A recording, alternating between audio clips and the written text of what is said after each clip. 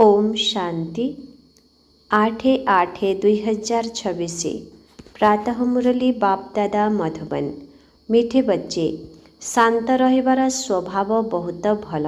शांत स्वभावधारी बहुत मीठा होइथांती। फालतू कथा कहवा अपेक्षा बरं न कहवा भल। प्रश्न, क्यों पिलामानंकु समस्ते श्रद्धा करिथांती? निजकु सुरक्षित रखिबार साधन कौन? उत्तर, जीए समस्तंकर बहुत आग्रहर सहित स्नेहरे सेवा करिथांती सेमानंकु समस्ते स्नेह करिथांती। तुमको केबे हेले भी सेवार अहंकार आसिबा अनुचित। बाबांक द्वारा तुमको जेउ ज्ञानर कस्तूरी मिलिछि ताहा अन्यमानंकु देबा उचित। समस्तंकु शिव बाबांकर याद देबाकु हेबो। एही यादर यात्रा द्वारा ही तुमे बहुत बहुत सुरक्षित रहिब। जेते यादरे रहिब सेते खुशी भी रहिब एवं मैनर्स अर्थात व्यवहार सुधुरी जीव। ओम शांति। रुहानी बाबा बसी रुहानी पिलामानंकु बुझाउछन्ति। बुझाई बुझाई केते बुद्धिमान करि देउछन्ति। पाठपढ़ा मध्य सहज अटेना। ताहा हेला स्थूल पाठपढ़ा ओ एहा हेउछि सूक्ष्म पाठपढ़ा। तुमे संतान माने जानिछ एही पाठ बाबांक व्यतीत अन्य केही पढ़ाई पारिबे नाही। बाबा आसी ही छन्ति पवित्र करिबाकु एवं पढ़ाइबाकु। लक्ष्य उद्देश्य सम्मुखरे दंडायमान। तेणु एपरि पितांकु मने पकाई खुशीरे लोम टांकुरी उठिबा दरकार। पिलामाने एक कथा मध्य जानिछन्ति जे आमको दिन प्रतिदिन शांति रे रहिबार अछि। समस्तंकु शांति तो बहुत पसंद अटे। प्रसिद्ध लोकमाने अधिक कथा कहन्ति नाही कि जोर रे कथावार्ता करन्ति नाही। तुमे माने बहुत बहुत बड़ लोक हेउछ। वास्तव रे लोक कुहाजिब नाही। तुमे माने तो देवता हेउछ। देवता माने बहुत कम कथा कहिथांती। तुमको मध्य जदि देवता हेबार अछि तेबे बाणी परिवर्ते चुप रहिबार अभ्यास कर। जेउ माने शांति रे रहिथांती तांक पई विचार करा जाय जे सेमानंकर निज उपरे अटेंशन बा ध्यान अछि। तुमको जेहेतु शांतिधाम जीवार अछि तेणु बहुत धीरे कहवा उचित। धीरे धीरे कथा कही कही शांतिधाम को चली जीवार अछि। जेते तुमे शांति रे रहिब सेते शांतिर शक्ति प्रवाहित करि परिब। तुमको बहुत शांति रे रहिबा उचित। बड़ पाटी रे कथावार्ता कले भल लागे नाही। क्रोध करिबा मध्य भल नुहे। पिलामानंक मध्य रे कौनसी भी विकार रहिबा उचित नुहे। जांच करिबा दरकार मु काहा सह लड़े झगड़ा करू नाही तो। बाबा तो बुझाइछन्ति खराब कथा सुन नाही, खराब कथा कुह नाही। जेउ कथा तुमको पसंद नुहे सेही खराब कथारु तुमको दूरे रहिबा उचित। तेबे जाई दुहिंकर मुख बंद रहिब। प्रत्येक कथारे दैवी गुण को धारण करिबा उचित। केही जोर रे कथावार्ता कले तांको कुह शांत। एते जोर रे कथा हुआ नाही। तुमे जानिछ आमे शांति स्थापना करुछु। सत्य जुगरे शांति रहिथाए ना। मूल वतन रे तो शांति निश्चित रहिछि। शरीर तो नथाए तेबे कहिबे किपरि? बाबा पिलामानंकु बहुत श्रेष्ठ श्रीमत देउछन्ति। बुझाउछन्ति मीठा संतान माने एबे तुमको निज घर को जीवार अछि। तेणु बाणीरु मुभी को आस पुणी साइलेंस अथवा नीरव होई जाओ। जे भी देखा हेउछन्ति तांकु एही वार्ता दियो। तुमे माने जेते नीरव रहिब सेते बुझिब जे एमाने केउ धुन रे अछन्ति। शांत रहिबार स्वभाव बहुत फल। शांत स्वभाव युक्त व्यक्ति समस्तंकु बहुत मीठा अर्थात स्नेही लागि थांती। फालतू कथा कहवा अपेक्षा न कहवा भल। तुमे सच्चा सच्चा पैगंबर अर्थात वार्तावह अट। ତୁମମାନଙ୍କର ସମସ୍ତଙ୍କ ଉପରେ ମେହେର ଅର୍ଥାତ୍ କୃପା ରହିବା ଉଚିତ। କୃପା କରୁଥିବା ସନ୍ତାନମାନେ ବହୁତ ଶାନ୍ତିରେ ବାବାଙ୍କ ୟାଦରେ ରହିବେ। କେବଳ ବାର୍ତ୍ତା ଦେବାର ଅଛି ଯେ ଅବିନାଶୀ ବାବାଙ୍କୁ ୟାଦ କର, ତେବେ ଅବିନାଶୀ ସୁଖ ଶାନ୍ତି ମିଳିବ। ଲୌକିକ ପିତାଙ୍କ ପାଖରେ ବହୁତ ଧନ ଅଛି, ତେବେ ସନ୍ତାନକୁ ବହୁତ ବର୍ଷା ମିଳିବ ନା। ବେହଦ ବାବାଙ୍କ ପାଖରେ ତ ବିଶ୍ୱର ବାଦଶାହୀ ରହିଛି, ଯାହାକି ପ୍ରତି 5000 ବର୍ଷ ପରେ ତୁମକୁ ସେହି ବାଦଶାହୀ ମିଳୁଛି। ତୁମ ସନ୍ତାନମାନଙ୍କୁ ସମସ୍ତଙ୍କର ବହୁତ ଆଗ୍ରହର ସହ ସେବା କରିବାର ଅଛି। ପ୍ରତ୍ୟେକଙ୍କୁ ସେବା ଯୋଗ୍ୟ ହେବା ଉଚିତ। ଯିଏ ସମସ୍ତଙ୍କ ସେବା ବହୁତ ସ୍ନେହର ସହିତ କରନ୍ତି, ସେମାନଙ୍କୁ ସମସ୍ତେ ସ୍ନେହ କରିଥାନ୍ତି। କେବେ ହେଲେ ବି ସେବାର ଅହଙ୍କାର ଆସିବା ଅନୁଚିତ। ବାବାଙ୍କ ଦ୍ୱାରା ତୁମକୁ ଜ୍ଞାନର ଯେଉଁ କସ୍ତୁରୀ ମିଳିଛି, ତାହାକୁ ଅନ୍ୟମାନଙ୍କୁ ଦେବା ଉଚିତ। ପରସ୍ପରକୁ ମନେ ପକାଇ ଦିଅ ଯେ ଶିବ ବାବା ମନେ ଅଛନ୍ତି ନା। ଏଥିରେ ଖୁସି ବି ମିଳିଥାଏ। ଯିଏ ମନେ ପକାଇ ଦେଉଛନ୍ତି, ସେମାନଙ୍କୁ ଧନ୍ୟବାଦ ଦେବା ଦରକାର। ୟାଦର ଯାତ୍ରାରେ ତୁମେ ସନ୍ତାନମାନେ ବହୁତ ବହୁତ ସୁରକ୍ଷିତ ରହିବ। ଯେତେ ଯେତେ ୟାଦରେ ରହିବ, ସେତେ ଖୁସି ରହିବ ଏବଂ ବ୍ୟବହାର ମଧ୍ୟ ସୁଧୁରି ଚାଲିବ। ତୁମକୁ ନିଜର କ୍ୟାରେକ୍ଟର ଅର୍ଥାତ୍ ଚରିତ୍ର ନିଶ୍ଚିତ ସୁଧାରିବା ଉଚିତ। ପ୍ରତ୍ୟେକ ନିଜର ମନକୁ ପଚାରନ୍ତୁ, ଆମର ସ୍ୱଭାବ ବହୁତ ବହୁତ ମିଠା ତ? କେବେ ହେଲେ କାହାକୁ ନାରାଜ କରିଦେଉନାହିଁ ତ? ଏପରି ବାତାବରଣ କେବେ ହେଲେ ନ ହେଉ ଯେ କେହି ନାରାଜ ହୋଇଯାଉ। ଏପରି ଚେଷ୍ଟା କରିବାର ଅଛି, କାରଣ ତୁମେ ସନ୍ତାନମାନେ ବହୁତ ଉଚ୍ଚ ସେବାରେ ଅଛ। ତୁମକୁ ଏହି ସାରା ମାଣ୍ଡୁଆ ଅର୍ଥାତ୍ ବିଶ୍ୱକୁ ଆଲୋକିତ କରିବାର ଅଛି। ତୁମେ ଧରିତ୍ରୀର ଚୈତନ୍ୟ ତାରକା ଅଟ। କୁହାଯାଏ ମଧ୍ୟ ନକ୍ଷତ୍ର ଦେବତା। ଆକାଶର ତାରକା ତ ଦେବତା ନୁହନ୍ତି ନା? ତୁମେ ତ ତାଠାରୁ ମହାନ ବଳବାନ ଅଟ। କାହିଁକି ନା ତୁମେ ସାରା ବିଶ୍ୱକୁ ଆଲୋକିତ କରୁଛ। ତୁମେ ହିଁ ଦେବତା ହେବାକୁ ଯାଉଛ। ଯେପରି ଉପରେ ତାରକାମାନଙ୍କର ରିମଝିମ୍ ହେଉଛି। କେହି ତାରକା ବହୁତ ତେଜିଆନ ତ କେହି କମ୍ ତେଜିଆନ, କେହି କେହି ତ ଚନ୍ଦ୍ରମାଙ୍କର ନିକଟରେ ଥାନ୍ତି। ତୁମେ ସନ୍ତାନମାନେ ଯୋଗବଳ ଦ୍ୱାରା ସମ୍ପୂର୍ଣ୍ଣ ପବିତ୍ର ହୋଇ ଚମକୁଛ। ଏବେ ତୁମ ସନ୍ତାନମାନଙ୍କୁ ଅବିନାଶୀ ଜ୍ଞାନରତ୍ନର ଲଟେରୀ ମିଳୁଛି। ତେଣୁ କେତେ ଖୁସିରେ ରହିବା ଉଚିତ। ଅନ୍ତରରେ ଖୁସିରେ ଉତ୍ସାହିତ ହେଉଥାଅ। ତୁମର ଏହି ଜନ୍ମ ହୀରାତୁଲ୍ୟ ବୋଲି ଗାୟନ କରାଯାଇଛି। ତୁମେ ବ୍ରାହ୍ମଣ ହିଁ ଜ୍ଞାନୀ ହୋଇଛ। ତେଣୁ ତୁମକୁ ଜ୍ଞାନର ଖୁସି ରହୁଛି। ଏହି ଦେବତାମାନଙ୍କ ଠାରୁ ମଧ୍ୟ ତୁମେ ଶ୍ରେଷ୍ଠ ଅଟ। ତେଣୁ ତୁମର ଚେହେରା ଖୁସିରେ ସର୍ବଦା ପ୍ରସ୍ଫୁଟିତ ହୋଇ ରହୁ। ବାବା ପିଲାମାନଙ୍କୁ ଆଶୀର୍ବାଦ ଦେଉଛନ୍ତି, ମିଠେ ବଚ୍ଚେ ସଦା ଶାନ୍ତ ଭବ, ଚିରଞ୍ଜୀବୀ ଭବ, ଅର୍ଥାତ୍ ବହୁତ ଜନ୍ମ ବଞ୍ଚି ରୁହ। ବାବାଙ୍କ ଠାରୁ ଆଶୀର୍ବାଦ ତ ମିଳୁଛି, ତଥାପି ପ୍ରତ୍ୟେକଙ୍କୁ ନିଜର ପୁରୁଷାର୍ଥ କରିବାର ଅଛି ଯେ ମୁଁ ଚିରଞ୍ଜୀବୀ କିପରି ହେବି। ବାବାଙ୍କୁ ୟାଦ କରି କରି ତୁମେ ଚିରଞ୍ଜୀବୀ ହେଉଛ। ବାବା ଏହି ଆଶୀର୍ବାଦ ଦେଉଛନ୍ତି। ବ୍ରାହ୍ମଣମାନେ ମଧ୍ୟ କହୁଛନ୍ତି ଆୟୁଷ୍ମାନ ଭବ। ବାବା ବି କହୁଛନ୍ତି ପିଲାମାନେ ସଦା ବଞ୍ଚି ରୁହ। ତୁମକୁ ଅଧା କଳ୍ପ ପର୍ଯ୍ୟନ୍ତ କେବେ କାଳ ଖାଇବ ନାହିଁ। ସତ୍ୟ ଯୁଗରେ ତ ମରିବାର ନାମ ରହିବ ନାହିଁ। ଏଠାରେ ମନୁଷ୍ୟ ତ ମରିବାକୁ ଡରୁଛନ୍ତି ନା? ତୁମେ ତ ମରିବା ପାଇଁ ପୁରୁଷାର୍ଥ କରୁଛ।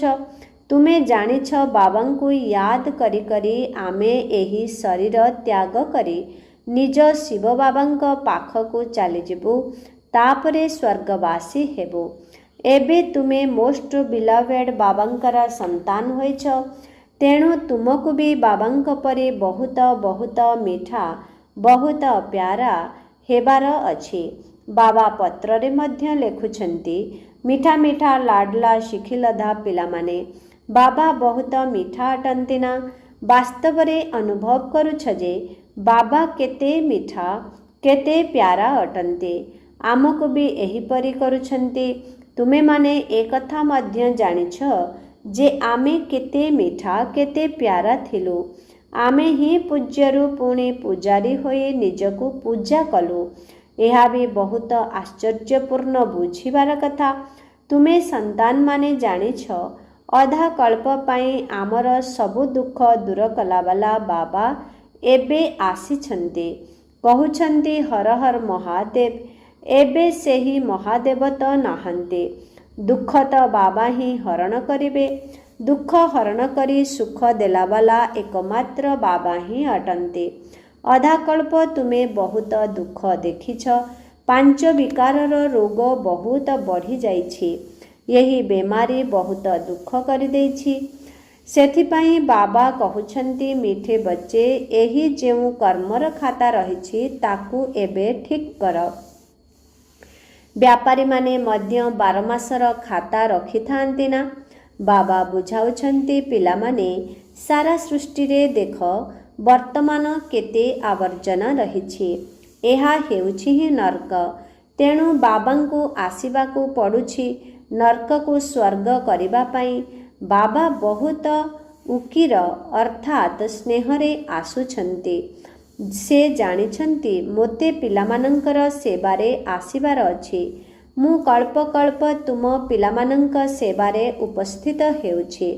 ଯେତେବେଳେ ନିଜେ ଆସୁଛନ୍ତି, ପିଲାମାନେ ବୁଝୁଛନ୍ତି ଯେ ବାବା ଆମମାନଙ୍କ ସେବାରେ ଉପସ୍ଥିତ ହୋଇଛନ୍ତି।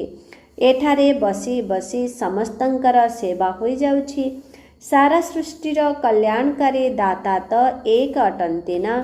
ବାବା ଜାଣିଛନ୍ତି ସାରା ଦୁନିଆର ଯେଉଁ ସବୁ ଆତ୍ମାମାନେ ବି ଅଛନ୍ତି, ସମସ୍ତଙ୍କୁ ମୋତେ ହିଁ ବର୍ଷା ଦେବାକୁ ଆସିବାକୁ ପଡ଼ିବ। ବେହଦ ବାବାଙ୍କର ଦୃଷ୍ଟି ଦୁନିଆର ଆତ୍ମାମାନଙ୍କ ଆଡ଼କୁ ଯାଉଛି। ଯଦିଓ ଏଠାରେ ବସିଛନ୍ତି, ପରନ୍ତୁ ଦୃଷ୍ଟି ସାରା ବିଶ୍ୱ ଆଡ଼କୁ ଏବଂ ସାରା ବିଶ୍ୱର ମନୁଷ୍ୟ ମାତ୍ରଙ୍କ ଉପରେ ରହିଛି। କାହିଁକି ନା ସାରା ବିଶ୍ୱର ନିହାଲ କରିବାର ଅଛି। ଡ୍ରାମା ପ୍ଲାନ୍ ଅନୁସାରେ କଳ୍ପ ପୂର୍ବ ଭଳି ସାରା ବିଶ୍ୱର ଆତ୍ମାମାନେ ନିହାଲ ହୋଇଯିବେ। ବାବା ସବୁ ପିଲାମାନଙ୍କୁ ମନେ ପକାଉଛନ୍ତି। ଦୃଷ୍ଟି ତ ଯାଉଛି ନା? ସଙ୍ଗମ ଯୁଗରେ ହିଁ ବାବା ପିଲାମାନଙ୍କ ସେବାରେ ଉପସ୍ଥିତ ହେଉଛନ୍ତି। ତାଙ୍କ ପରି ଅନ୍ୟ କେହି ବି ସେବା କରିପାରିବେ ନାହିଁ। ତାଙ୍କର ହେଉଛି ବେହଦର ସେବା। ତୁମେ ସନ୍ତାନମାନେ ମଧ୍ୟ ବାବାଙ୍କୁ ସେତେବେଳେ ପ୍ରତ୍ୟକ୍ଷ କରିପାରିବ ଯେତେବେଳେ ତାଙ୍କ ପରି ସେବା କରିବ। ସେବାଧାରୀଙ୍କୁ ଫଳ ମଧ୍ୟ ବହୁତ ଉଚ୍ଚ ମିଳିଥାଏ। ପିଲାମାନଙ୍କର ନିଶା ମଧ୍ୟ ଚଢ଼ୁଛି ଯେ ଆମେ ଶ୍ରୀମତ ଆଧାରରେ ସାରା ବିଶ୍ୱର ମନୁଷ୍ୟମାନଙ୍କୁ ସୁଖ ଦେଉଛୁ। ବାବା କହୁଛନ୍ତି, ମିଠେ ବଚ୍ଚେ, ଜ୍ଞାନରତ୍ନରେ ନିଜର ଝୋଲି ଖୁବ୍ ଭରପୁର କର। ଯେତେ ଭରିବାର ଅଛି ଭର। ନିଜର ସମୟ ବର୍ବାଦ କର ନାହିଁ। ବାବାଙ୍କ ୟାଦରେ ସମୟକୁ ସଫଳ କର। ଯିଏ ଭଲ ଭାବରେ ଧାରଣା କରନ୍ତି, ସେମାନେ ଅନ୍ୟମାନଙ୍କର ସେବା ମଧ୍ୟ ବହୁତ ଭଲ ଭାବରେ କରିପାରିବେ। ସମୟ ନଷ୍ଟ କରିବେ ନାହିଁ। ପୁରୁଷାର୍ଥ କରି ପିଲାମାନଙ୍କୁ ଅନ୍ତର୍ମୁଖୀ ହେବାର ଅଛି। ଅନ୍ତର ଆତ୍ମା ଅଟେ ନା? ଏହା ନିଶ୍ଚୟ କରିବାକୁ ହେବ ଯେ ଆମ ଆତ୍ମାମାନଙ୍କୁ ବାବା ବୁଝାଉଛନ୍ତି, ସୋଲ୍ କନସିୟସ୍ ଅର୍ଥାତ୍ ଆତ୍ମ ଅଭିମାନୀ ହୋଇ ରହିବା ହିଁ ପ୍ରକୃତ ଅନ୍ତର୍ମୁଖୀ ହେବା। ଅନ୍ତର୍ମୁଖୀ ଅର୍ଥାତ୍ ଭିତରେ ଯେଉଁ ଆତ୍ମା ଅଛି ତାକୁ ସବୁକିଛି ବାବାଙ୍କ ଠାରୁ ହିଁ ଶୁଣିବାର ଅଛି। ବାବା ସ୍ନେହରେ ବାରମ୍ବାର ବୁଝାଉଛନ୍ତି, ମାତା ପିତା ଓ ଅନ୍ୟ ସବୁ ଭଲ ଭଲ ଅନନ୍ୟ ବଡ଼ ଭାଇ ଭଉଣୀମାନେ ଅଛନ୍ତି, ଯେଉଁମାନେ କି ଭଲ ସେବା କରୁଛନ୍ତି। ତାଙ୍କଠାରୁ ଶିଖ। ଅନ୍ତରରେ ଏହା ନିଶ୍ଚୟ କର ଯେ ଆମକୁ ଫାଲତୁରେ ସମୟ ନଷ୍ଟ କରିବାର ନାହିଁ। ଶରୀର ନିର୍ବାହ ବି କରିବାର ଅଛି।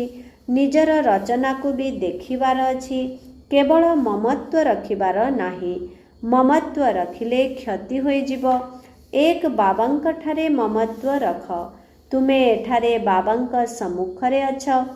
ଆତ୍ମା ଓ ପରମାତ୍ମା ସମ୍ମୁଖରେ ଅଛନ୍ତି। କାହିଁକି ନା ଏଠାରେ ସ୍ୱୟଂ ବାବା ଆତ୍ମାମାନଙ୍କୁ ପଢ଼ାଉଛନ୍ତି। ସେଠାରେ ଆତ୍ମାମାନେ ଆତ୍ମାମାନଙ୍କୁ ପଢ଼ାଉଛନ୍ତି। ଏହିସବୁ କଥା ତୁମ ସନ୍ତାନମାନଙ୍କ ମଧ୍ୟରେ ଚିନ୍ତନ ମନ୍ଥନ ହେବା ଉଚିତ।